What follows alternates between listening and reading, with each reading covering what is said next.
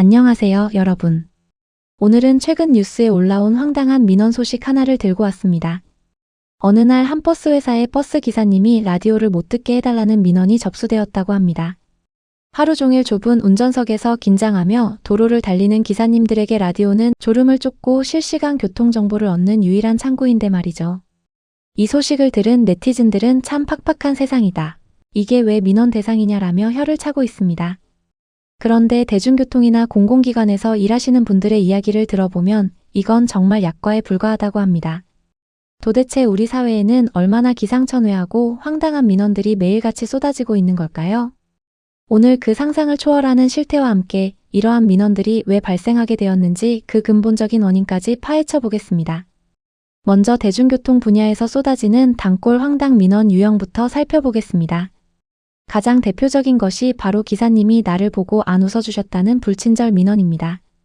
안전운전에 온 신경을 집중하느라 표정이 굳어 계셨던 것뿐인데 기분이 나빴다며 친절 교육을 시켜달라고 떼를 씁니다.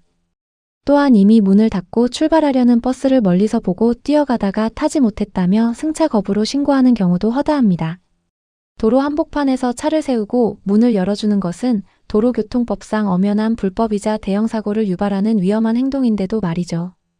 여름과 겨울철만 되면 버스와 지하철 안에서는 소리 없는 전쟁이 벌어집니다. 한 승객은 에어컨 바람 때문에 추워 죽겠다며 당장 꺼달라고 문자를 보내고 다른 승객은 더워 미치겠으니 풀가동하라고 소리를 지릅니다. 동시에 들어오는 이 극단적인 두 민원 사이에서 기사님들은 매일 솔로몬이 선택을 강요받고 있습니다. 심지어 내연기관 버스의 엔진 소리가 시끄러우니 내 차례에는 조용한 전기버스만 배차해달라는 무리한 요구를 하는 사람도 있습니다. 대중교통을 넘어 주민들의 편의를 돌보는 구청과 주민센터로 가면 그 수위는 한층 더 높아집니다. 실제 한 지자체 동물복지팀에 걸려온 전설적인 전화가 있습니다. 민원인은 우리 집 싱크대 밑에 바퀴벌레가 나왔으니 공무원이 와서 잡아달라고 요구했습니다. 담당 공무원이 그것은 사설방역업체를 부르셔야 한다고 정중히 안내하자 민원인은 소리를 지르기 시작했습니다. 내가 세금을 내는 시민인데 나라의 도움을 받지 못하면 누구 도움을 받느냐라며 공식 민원을 제기한 것입니다. 어느 면사무소 주민소통 게시판에는 직원들이 자기들끼리 수박을 먹으면서 방문한 나에게 권하지 않았다는 글이 올라왔습니다. 이 민원인은 공무원들의 태도와 인성을 운운하며 징계를 요구해보는 이들을 헛웃음짓게 만들었습니다. 더 황당한 것은 내가 전생에 조선시대 궁녀였으니 국가가 내 신분을 공식 확인해달라고 지속해서 전화를 거는 행정마비형 민원도 실제한다는 사실입니다. 행정안전부가 발표한 2023년 민원인 위법행위 발생 현황에 따르면 이러한 폭언과 협박, 성희롱 등 위법행위는 매년 수만 건에 달합니다. 최근 교권 침해 문제로 아픔을 겪었던 교육계, 즉 학교의 민원 실태는 더욱 씁쓸함을 남깁니다. 수업 시간에 학생에게 발표를 시켰더니 우리 아이가 부끄러움을 느꼈으니 정서적 아동학대다라며 담임 교사를 고소하는 일이 실제로 일어났습니다. 반대로 발표를 시키지 않으면 우리 아이만 차별하고 소외시켰다며 학교 홈페이지를 마비시킵니다. 늦은 밤이나 주말에 담임 교사에게 개인 전화로 연락해 부부싸움이 크게 났으니 우리 남편 전화 좀 해서 말려달라고 요구하는 학부모도 있습니다. 교사를 가르치는 전문가가 아니라 언제든 부려먹을 수 있는 개인 해결사나 보모쯤으로 생각하는 비뚤어진 인식의 결과물입니다. 생명을 구하는 급박한 현장인 소방서와 경찰서조차 이러한 황당 민원의 안전지대가 아닙니다. 심정지 환자가 발생했다는 신고를 받고 긴급 출동한 소방관들이 골든타임을 지키기 위해 아파트 현관문을 강제로 개방했습니다. 다행히 소중한 생명을 구했지만 구조된 뒤 가족들이 소방서로 들이닥쳤습니다. 왜 멀쩡한 남의 집 문을 부수고 도어락을 고장냈냐라며 수리비와 문값을 변상하라고 민원을 제기한 것입니다. 술에 취해 늦은 밤 택시가 잡히지 않자 112에 전화를 걸어 경찰차로 안전 귀가시켜달라고 떼를 쓰는 사람들도 여전합니다. 경찰이 출동 의무가 없다고 거절하면 세금 받아먹는 경찰들이 시민을 길바닥에 방치한다며 불친절 신고를 넣겠다고 협박합니다. 도대체 왜 우리 사회는 이토록 선을 넘는 황당하고 무례한 민원들이 일상이 되어버린 걸까요?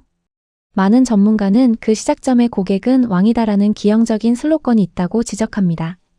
원래 이 개념은 19세기 후반 영미권의 호텔왕 세자르 리츠와 백화점 경영자 해리 고든 셀프리지가 만든 것입니다. 영어 원문은 The customer is always right, 즉 고객은 언제나 옳다라는 뜻이었습니다. 이는 고객의 눈높이에서 서비스를 고민하자는 순수한 유통업계의 경영 철학이었습니다. 하지만 이 개념이 1970년대부터 80년대 급격한 상업화를 겪던 대한민국으로 수입되면서 완전히 왜곡되었습니다. 특히 1993년 당시 대기업이었던 유공이 가스충전소와 주유소 광고를 하며 대대적인 마케팅을 펼쳤습니다. 그 광고의 메인 카피가 바로 고객은 왕이다. 유공 가스충전소였습니다. 제복을 입은 직원들이 차가 들어올 때부터 나갈 때까지 허리를 굽혀 90도로 인사하는 파격적인 친절 마케팅이었습니다. 이 광고는 엄청난 데이트를 기록하며 대한민국 서비스업의 패러다임을 통째로 바꾸어 놓았습니다. 하지만 이 광고가 남긴 부작용은 너무나 치명적이었습니다. 돈을 지불하고 합당한 서비스를 교환하는 수평적 관계가 순식간에 왕과 신하라는 수직적 신분 관계로 굳어져 버린 것입니다. 사람들은 내가 돈을 냈으니 저 사람의 인격과 노동력을 마음대로 주무를 수 있다는 착각에 빠지기 시작했습니다. 기업들 또한 고객이 왕이니 무조건 참고 웃으라며 직원들의 감정 노동을 강요했고 갑질 고객을 옹호하며 책임을 회피했습니다. 목소리를 크게 내고 행패를 부리면 결국 보상을 받고 사과를 받아내던 잘못된 경험이 학습된 진상 민원인들을 양성했습니다. 그 결과가 바로 오늘날 버스 기사님의 라디오마저 통제하려 드는 극단적인 개인주의와 이기주의로 나타난 것입니다. 하지만 이제 우리 사회도 더 이상 참아선 안 된다는 뼈아픈 반성을 하기 시작했습니다. 말도 안 되는 억지 민원을 다 받아주면 진짜 행정 서비스가 필요한 선량한 시민들이 막대한 피해를 보기 때문입니다. 이에 따라 최근 교육계와 행정안전부는 아주 획기적이고 강력한 대책들을 쏟아내고 있습니다. 실제로 민원을 획기적으로 줄여 효과를 톡톡히 본 제도가 있습니다. 바로 민원 신청의 문턱을 높이는 것입니다. 모바일이나 전화로 손쉽게 넣던 민원을 막고 정식 민원을 제기하려면 직접 학교나 기관에 방문해 신원을 밝히고 서류를 작성하라고 절차를 바꾼 것입니다. 이를 행정학의 문턱 효과라고 부르는데 놀랍게도 이 조치 이후 악성 민원이 폭발적으로 감소했습니다. 자신의 이름이 명확히 기록에 남고 직접 찾아오는 수고를 감당할 만큼 정당한 사유가 없는 억지 민원인들이 스스로 포기한 것입니다.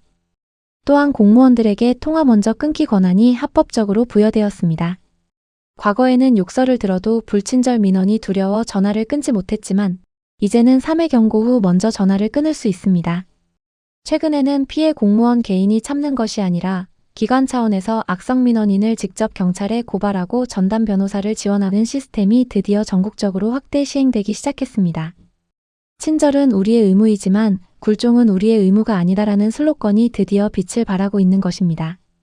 대접을 받고 싶다면 먼저 타인을 대접할 줄 아는 것이 성숙한 시민의 기본 소양입니다. 좁은 운전석에서 온종일 고생하시는 기사님의 라디오 소리마저 용납하지 못하는 사회는 결코 건강한 사회가 아닙니다. 이제 고객은 왕이다라는 낡고 왜곡된 망령에서 완전히 벗어나야 할 때입니다. 서로를 존중하는 상식이 지배하는 사회를 만들기 위해 우리 모두가 먼저 한 걸음 물러나 타인의 노동을 존중하는 태도를 가졌으면 좋겠습니다. 오늘 준비한 영상은 여기까지입니다. 영상이 유익하셨다면 구독과 좋아요, 알림 설정까지 부탁드립니다. 시청해주셔서 감사합니다.